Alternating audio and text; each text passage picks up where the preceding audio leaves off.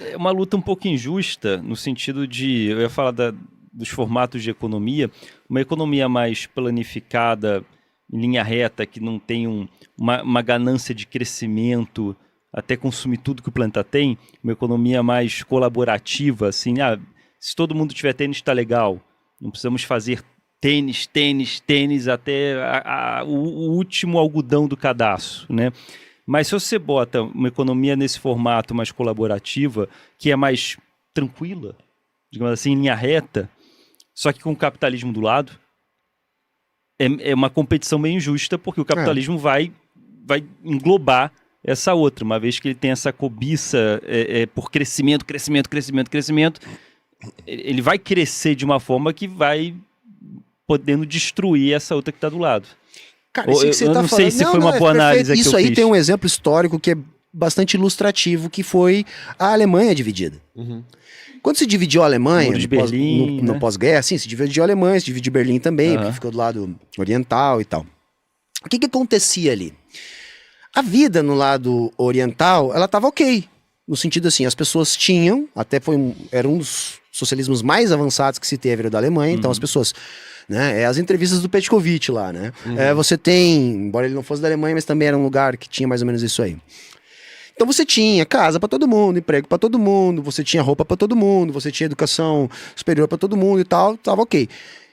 Do lado da Alemanha Ocidental, justamente por causa da disputa política, o bloco capitalista passou a injetar muito capital para produzir um desenvolvimento muito pujante. Para quê? Porque naquela cidade, pensa Berlim, tá? Sem o muro. Do lado de cá, eu tenho a minha roupinha, eu tenho a minha casinha, eu tenho a minha coisinha. Mas do lado de lá, porra, é um carro novo a cada semana, é um equipamento eletrônico novo a cada mês, é uma coisa, sabe? As pessoas estavam vendo aquilo. São estilos diferentes, né? Os prédios com outro aspecto. Sabe? Então a ideia era o quê? Era convencer a turma do lado socialista que o capitalismo era superior. Entende? Até teve um Por negócio... causa dessa rotatividade de produtos. E aí, como aquilo lá... Agora o tênis é colorido, brilha, rodopia, tem um drone, aí o outro e as pessoas tinham ganho de fato, cara. Porque veja, como tava assim, muito capital sendo injetado ali para causar essa situação, né? Os berlinenses se deram bem. O país se desenvolveu. Se desenvolveu. A Alemanha sai destruída do pós-guerra e vira o que a gente tem de principal Alemanha potência hoje, da Europa. A principal potência da Europa. Ganha guerra. Mas acho que tem uma coisa também, o ser humano é muito movido por desejo. Eu vou discordar de você. Não? Não, cara. O ser humano é movido por necessidade. O desejo é enfiado pra você na sua cabeça. É? Eles olharam pra mim como se fosse uma coisa super refutável. Mas Não, a necessidade e o desejo não estão próximos. Não, tipo, eu tenho um desejo de ter uma vida melhor pra minha família. Não, eu quero uma vida melhor eu vou concordar. Uma vida melhor, eu quero sim, dar uma mas casa maior, eu quero... Não, mas a pergunta é justamente essa. O que determina o que é uma vida melhor? O que determina? Por que ter uma casa maior é relevante? O ser humano é foda, porque o meu vizinho tem uma casa Mas maior, então eu quero uma casa maior que a do Não é meu o ser vizinho. humano, você tá Mas colocando... essa E o lógica... capitalismo oferece isso. Claro, mas essa lógica, eu concordo contigo. Hoje a gente pensa assim. Mas isso não é da natureza humana. Tá. Sabe assim, para Isso é uma Marx, construção o na que é a natureza humana? Foi construído. Para Marx, a natureza humana é aquilo que é biológico. Então, assim, nós temos demandas biológicas do ser humano. Tá? Isso é da natureza humana. Sim. Para nós, tá? Eu, por exemplo, eu tenho uma veia muito, assim, meio lucatiana, que é aquela ideia de que o ser humano ele é fundado no trabalho. O ser humano não, o gênero humano é fundado no trabalho. Por quê? Né? É legal a gente ter esse papo aqui com biólogos e tal, né? Vamos lá. Que é aquela ideia assim, o ser humano... Não, vamos pegar o urso, né? Vocês agora me corrijam se eu estiver errado, que eu vou tentar falar de biologia aqui. Mas, por exemplo, o urso, para poder habitar o Polo Norte, ele precisou de milênios de evolução para desenvolver uma grossa camada de pelo, uma grossa camada de gordura, que permitisse aquela espécie habitar aquele habitat. Então, seleção natural, evolução... O ser humano, para habitar o Polo Norte, o que ele fez? Ele matou o urso, tirou a pele, fez um casaco e foi morar lá. Tá. Nesse sentido, a evolução cultural do ser humano ela é muito mais rápida que a evolução biológica. Entende? Sim, é que isso não vai influenciar na evolução biológica, mas sim. Não, mas eu acho que não é isso que ele tá falando. Não, né? Aí qual é o ponto que eu tô dizendo? O que é o gênero humano? Né? O que nos diferencia dos outros o gênero homo, você tá falando? Não é espécie, eu tô falando assim, ó, porque veja, existiam lá os pré-sapiens todos, até chegar no Homo sapiens, mas o Homo sapiens ainda não era o sapiens sapiens, né? Era o sapiens que, embora biologicamente fosse a gente, mas não era a gente. Tinha uma outra... a gente não sabe definir exatamente, né? Mas o que eu tô querendo dizer? O trabalho, né, o trabalho humano, no sentido de transformar a natureza, vai fundar o gênero humano. Porque a partir daquilo que a gente aprendeu a trabalhar, nós vamos construir a forma que o ser humano vive. Tá, faz sentido. Por exemplo, tá? Agora de novo me corrijam, porque eu tô falando aqui, não sou da biologia. Manda lá. Vamos lá. Tem um em cada lado. Você consegue ensinar algumas coisas para um cachorro. Tá? Você consegue ensinar o cachorro a sentar, o nome dele, fazer ele pra lá e pra cá, não sei o quê. Só que quando o cachorro morre, tudo que você ensinou pra ele morre com ele. Perfeito. Não é isso? Ah, sim. Né? Ensinar coisas. O ser humano não. O ser humano, as coisas que ele vai aprendendo, lá pelas tantas, ele começou a escrever na parede. Lá pelas tantas, ele começou a tentar deixar aqueles ensinamentos. Você tem uma tradição oral, inclusive, de passar isso, primeiro oral, mas depois vai indo. Mas enfim, o meu ponto é, a gente aprendeu a acumular conhecimento a partir das diferentes gerações. Perfeito. Né? Justo. Ok. E aí o que acontece? A partir dessa forma de organizar a sociedade, a gente mudou. A gente não é mais aquele australopithecus da savana africana lá. Né? Agora a gente é o quê? Agora a gente depende do nosso trabalho para viver. Sempre se dependeu do trabalho. Não é esse o ponto. Não, é isso que eu ia falar. Não existe viver sem trabalhar. Não, é sim, mas o que eu tô dizendo é que agora, assim, a nossa tecnologia desenvolvida a partir do trabalho, vou tentar explicar de um outro jeito. O ser humano sempre andou descalço. Sim. Até que ele inventou o chinelo. Depois que ele inventou o chinelo, ele nunca mais andou descalço. Vamos trazer para o nosso tempo. A minha geração, por exemplo, cresceu sem internet, sem celular, e nós vivia bem. Se inventou a internet celular, não dá para voltar atrás. A gente não tem mais como viver, você entendeu? Então veja, a evolução da tecnologia desenvolvida pelo nosso trabalho, ela é tão determinante que ela nos muda de maneira irreversível. Perfeito. Tudo bem. Tá? Tô acompanhando. Até aí tá tudo tranquilo. Então qual é o ponto? É isso que a gente diz que o ser humano que o gênero humano é fundado no trabalho. A nossa forma hoje depende disso. E as outras formas, as outras espécies de mamíferos, aí vocês me corrijam se eu estiver errado, não tem isso. Algumas têm algo rudimentar. Algo bem rudimentar. Achei muito bacana a história do bonobo lá, que começou a tirar as coisinhas lá pra curar Sim, Isso, a gente tem algumas E evidências. o sistema de governo bonobo é bem interessante também. Uba, uba, uba, uba. Mas a gente tem Qualquer alguns... problema é suruba.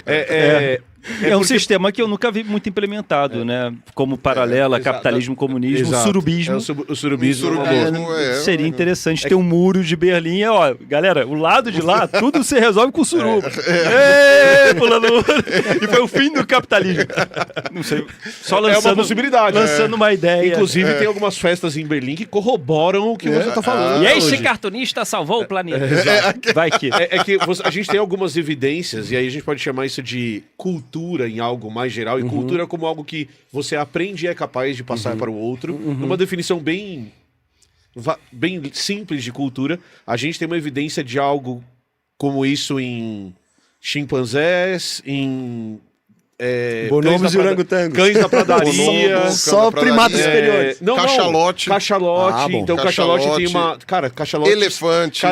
Cachalotes são democráticos, por exemplo. Real. Que loucura, Eles vão decidir pra qual lado eles vão no oceano, eles fazem uma reunião, batem um papo ali, eles escolhem se eles vão pra um lado ou pro massa, outro. não fazia ideia disso aí. Rola um sindicato ali. Rola uma reunião. E assim, são centenas. É uma galera. Mas assim, você tem toda a razão no sentido de... É uma versão simplificada daquilo que o ser humano pensa assim, porque eles não desenvolvem tecnologia. Isso quer dizer, ainda eles que você tenha ferramentas, mas não ainda que você tecnologia. tenha uns primatas já no paleolítico, Perfeito. a gente realmente tem que mas é entender aquele lance, que pensa assim, ó, depois que a gente passou a manipular o fogo, a gente vai ter uma divisão da história Claro. da nossa espécie. A nossa espécie talvez mudou seja... a anatomia. O fogo mudou a nossa anatomia. A nossa mastigação foi outra. A capacidade de ingestão de nutrientes. Então, basicamente é isso. Veja, trazendo isso para o presente, tudo que o capitalismo desenvolveu de tecnologia, nós não vamos jogar fora. Se um dia a gente conseguir transitar para o comunismo, eu sou um cara, né? Claro que isso é uma brincadeira que a gente faz, mas eu gosto de repetir, que defende um comunismo totalmente automatizado, luxuriante. Ou seja, um comunismo de tecnologia. Mas é comunista e gosta de iPhone? Exato, cara. É comunista e quer ter luz. Eu gosto de botão, gosto de tela, eu gosto de tecnologia. Gosta de conforto? Você gosta de conforto também? Claro, cara. Quer massagem nos pés agora? Porra, como isso? não, então? Então o lance é o seguinte, porque a tecnologia, se a gente pegar a história do desenvolvimento humano, ela veio para facilitar. Sim, né? sim. Então a gente passou a manipular o fogo, isso trouxe benefícios. Depois a gente se sedentarizou com a agricultura, com o pastoreio, melhoramos. Hoje em dia, o que está acontecendo? A cada nova tecnologia, ao invés da gente trabalhar menos, a gente trabalha mais. Mas e a promessa, Humberto, de que a tecnologia ia fazer a gente trabalhar menos? Então, Contaram isso pra gente. Na verdade, hoje, balela. a gente mudou da onde que estão as coisas. Por exemplo, antes era um trabalhão fazer fogo. Hoje a gente faz fogo com um botãozinho. Mas aí você vai trabalhar em outra coisa, já que fazer fogo não é mais coisa, você vai trabalhar em outra se eu coisa. ganho tempo aqui com a tecnologia, eu vou fazer mais tarefas. E é isso que aqui. acontece. O problema é que essas tarefas que estão sendo colocadas é tudo a moda caralha. Então, tipo, você não tem um limite de novas tarefas para serem feitas. Mas eu queria voltar para um ponto que você falou que eu acho que é importante. A ciência responde um pouco do que você falou. Tá, Você vai falar do desejo do versus desejo. coisa, tá? Era nesse posso ponto que eu voltar queria pro desejo? voltar. Então, eu vou voltar pro desejo agora. Deixa eu te explicar um experimento pra te dizer, pra colocar aquilo que eu e o Humberto a gente tá falando. Tá. Existe uma ideia de que quanto mais você tem, melhor você vai ser. Mais feliz você vai se sentir, certo? Certo. Então existe uma parte da ciência chamada de psicologia baseada em ciência. E aí o que a psicologia baseada em ciência vai fazer é medir as coisas cientificamente para ver se é verdade. Então eles pegam um parâmetro que é um parâmetro subjetivo, mas você já vai entender por que esse parâmetro subjetivo ele é relevante. Eles perguntam para as pessoas sobre felicidade. Então eu chego para o Humberto e falo assim, Humberto, de 0 a 10, sendo 0 pouco feliz e 10 muito feliz, quanto você coloca a sua felicidade? Certo? Uhum. Faz sentido essa pergunta? Sim. Então a pessoa está se autodefinindo. Eu sou 7, eu sou 8, eu sou 10. Pela lógica que a gente vive no mundo hoje, quanto mais coisas você tiver, mais próximo do 10 você vai estar. Quanto menos coisa você tiver, mais próximo do 0 você vai estar. Faz sentido. Uhum. Então, pela lógica do eu quero ter a casa maior, eu quero ter mais tênis, eu quero ter mais coisas, quanto mais coisas eu tenho, mais feliz eu vou ter. Uhum. Só que a hora que você vai perguntar para a felicidade das próprias pessoas, o que você percebe é que essa curva ela é linear, ela vai crescendo muito rápido conforme você vai tendo mais dinheiro, só que chega uma hora que ela para e se estabiliza. Pô, Emílio, mas então quanto mais coisas eu tenho, melhor é. Mas essa curva aqui, ó, tá ligada à necessidade. Aqui eu tô falando da pessoa conseguindo ter um lugar pra morar. Aqui eu tô falando da pessoa tendo roupa. Aqui eu tô falando dela ter o que comer. Não é pirâmide de Marlow, Isso. Né? Pirâmide de necessidade. Aqui eu tô suprindo as necessidades básicas dela. Então, quando eu tô suprindo as necessidades básicas dela, o cara que ganha 1.000, o que ganha 2.000 tem uma vida muito melhor. O que ganha 3.000 tem uma vida muito melhor. Só que a hora que eu chego no ponto em que todas as necessidades básicas foram atingidas, a felicidade não aumenta mais. Então, ter mais não te deixa mais feliz. É uma ilusão. Ter mais não faz com que você tenha uma vida melhor necessariamente. Então, se isso não se converte em bem-estar pessoal, por que você quer ter mais? Mas é difícil convencer as pessoas disso. Porque você tem um sistema que tá te convencendo que ter mais vai te deixar mais feliz. Por isso que é uma briga injusta. Mas, Emílio, deixa eu perguntar uma coisa. Vá lá. Só pra seguir nessa mesma linha de raciocínio. Eu acho que isso daí amarra os pontos aí. Sim. O experimento dos macaquinhos do pepino e a uva. Do pepino e da uva, beleza. Do pepino e da uva. Explica o experimento. Você conhece o experimento? Não. Você pega dois macaquinhos, eu tô resumindo, mas você pega dois macaquinhos e coloca ele em gaiolas, uma do lado da outra. E aí você vai dando recompensas por atividades. Então o macaquinho vai lá, por exemplo, tô resumindo só pra ficar mais fácil, aperta um botão, você vai lá e dá uma recompensa pra ele. os dois macaquinhos eles conseguem se ver. Então você pega os dois macaquinhos, eles apertaram o botão, você dá um pedaço de pepino pros dois. Os macaquinhos vão lá e comem o pepino tranquilão, felizes. Eles apertam o botão, você vai lá e dá uma uva pra cada um. Eles vão lá, comem a uva, tranquilão. E o que a gente sabe é que os macaquinhos preferem uva. Na terceira vez que eles vão fazer isso, de novo, eu só tô resumindo, eles apertam um botão, um ganha pepino e outro ganha uva. Então o que acontece? O que ganha pepino, antes ele tava tranquilo em comer pepino, mas na hora que ele vê que o outro ganha uva pra fazer a mesma coisa, eu ganhei menos. ele fica puto. Eu ganhei uma coisa pior. Ele joga o pepino, ele grita, ele faz um escândalo. Por quê? puto. Porque pelo mesmo trabalho, eles ganharam coisas diferentes. E é isso. As pessoas deveriam ganhar a mesma coisa pelo mesmo trabalho. Mas, então, tudo bem. Eu concordo com isso daí. Perfeito. Até porque não tenho que discordar. Agora, usando essa lógica, será que o lance do que o Ruas falou de desejo, ou a comparação entre a Berlim capitalista e a Berlim socialista, será que não entra na lógica do pepino e da uva? E, portanto, Entra. você tem... Então, mas aí o que eu ia falar é o seguinte, eu concordo plenamente. A gente vive num sistema que ele estimula você a querer sempre mais do mais sem nem saber por que Você quer. nem sabe o que é o mais. Porque eu exato. sou o esquisito de todos os lugares que eu vou, porque eu não faço questão de comprar nada. E as pessoas falam, meu Deus, Pirula, troca esse tênis. Meu Deus, tô Pirula, falando, inclusive, pega um tá feio na celular imagem. melhor. Isso. Meu Deus, Pirula, pega não sei o quê. E Comunista eu está falo, falando não pra você quero. trocar o tênis. Chegamos ao ponto... E eu falo, não quero. Tipo, eu tenho essa... Eu sei que eu sou uma pessoa meio idiosincrática, mas... a gente vive num sistema... Eu me sinto cercado de consumistas. Perfeito. Eu percebo isso. Eu sou cercado de consumistas. Mas aí... Olha a questão dos termos. E se a gente disser que ao invés de falar assim, isso não faz parte da natureza humana, a gente não disser assim, isto é uma derivação de algo que é naturalmente humano e que talvez não devesse ser estimulado, porque nem tudo que é da natureza você tá humana, certo. nem tudo que é da natureza humana tem que ser bom.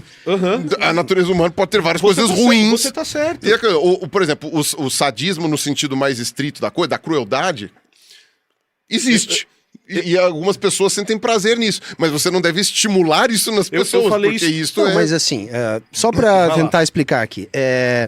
Hoje a gente é assim, a gente é pautado por uma lógica competitiva, numa lógica de ter mais, etc. Porque isso é algo que, se a gente não se adaptar, a gente sucumbe. Então hoje, por exemplo, as nossas relações de produção demandam que a gente seja competitivo, demanda que a gente ganhe da concorrência, demanda que a gente tenha mais, né? Só que isso não é natural.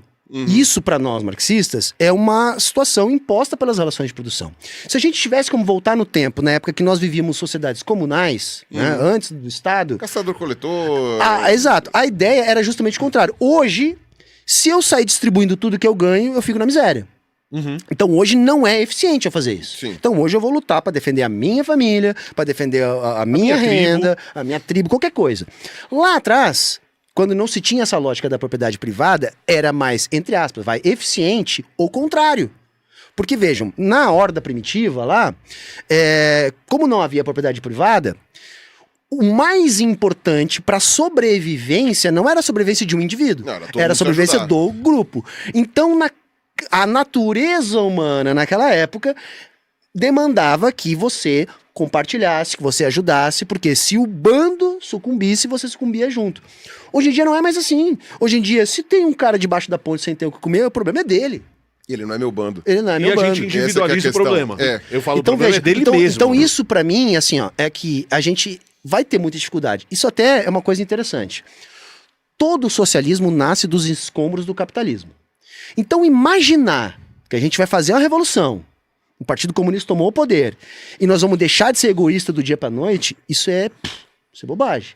Nós vamos continuar ainda muito tempo refém dessa lógica imposta durante tantos séculos pra gente. Um individualismo consumista, Isso materialista. vai acontecer, mas é que tá. Isso não é natural. A partir do momento... Essas coisas são culturais. Exato, isso é cultural. A partir do momento que não for mais necessário, interessante, vantajoso, e que o vantajoso, interessante, eficiente, se você preferir, seja ter uma economia mais colaborativa, assim será. E nós temos exemplos concretos disso hoje em dia.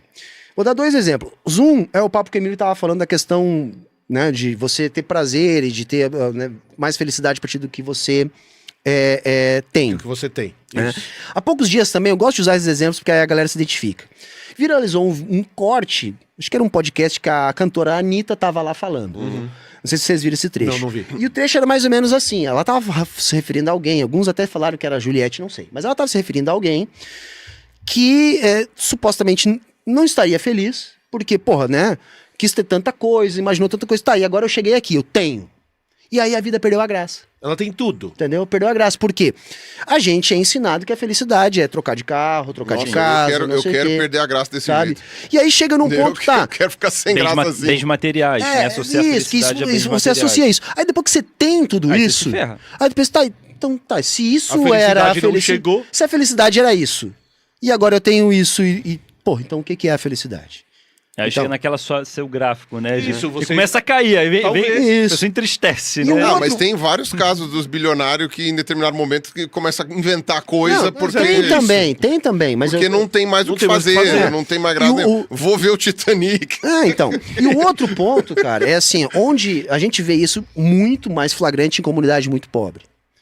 Em comunidade muito pobre, onde todo mundo é pobre, você tem muita lógica, entre aspas, comunista. Colaboracionista. Colaboracionista. sim. Por quê? Porque é aquela coisa assim, olha, eu sozinho eu não vou me manter. E o meu vizinho também não, e o outro também não, o outro também não. Tá, então se nós se juntar aqui Você e precisa fizer... deles, Então você tem exemplos disso hoje em dia acontecendo. E é muito Então, visível isso. né? Então você, É pô, muito vamos fazer um mutirão pra levantar a casa do cara que caiu? Vamos, todo mundo pega junto. Não tem uma expectativa de lucro capitalista em cima daquilo. É uma sensação de comunidade mesmo, todo mundo tem.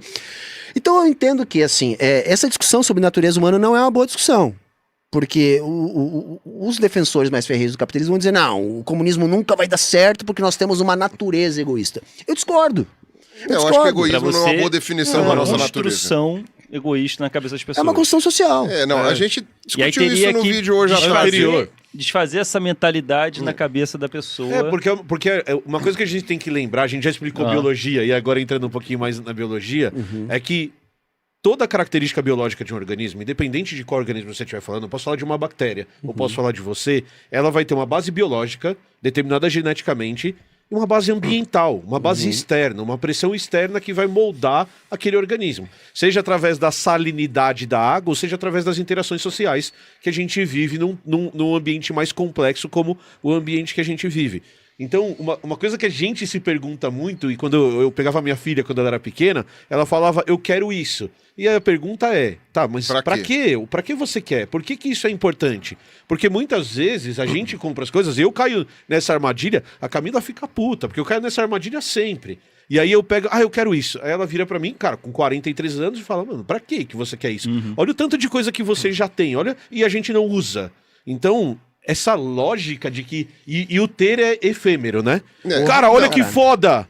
Não. Puta, e agora? O que eu faço com Não, isso? quando- Cara, olha que foda! Quando eu era Puta, o que eu faço criança, com isso? quando eu era Aí, criança, você tinha que ter a mesma coisa que os coleguinhas tinham. Também. Então, os coleguinhas tinham um estojo que você apertava o botãozinho, abria a lateral. Porra, era mó da hora! Eu queria aquilo de qualquer jeito. Você teve esse ou não? Você lembra disso? Eu lembro, mas não Humberto- tive. Não, Humberto era da minha turma também. Todo mundo tinha, menos ele, ficava aquela Mas você coisa... lembra desse estojo? Eu lembro. Nossa, eu reclamei muito pro meu pai que eu queria aquele estojo. E eu falei, pai, eu quero um estojo desse. Aí meu pai falou assim, meu filho, ó, seguinte, esse estojo aí não vai rolar. Então, era aquela coisa, né? Eu era da turma que não tinha as coisas que todo mundo tinha. Que entra numa lógica de pepino e uva. Sim. Entra na lógica de pepino e uva, só que pra criança, né? Mas Que é não é complicado. só Mas é pepino isso. e uva, porque além do fato de você olhar do seu amiguinho e seu estojo ser pior, você também tem a cobrança do amiguinho porque o seu é pior. Então é mais complexo do que... você não tem o exatamente, estudo. E aí exatamente. isso em tudo. Você não tem o tênis.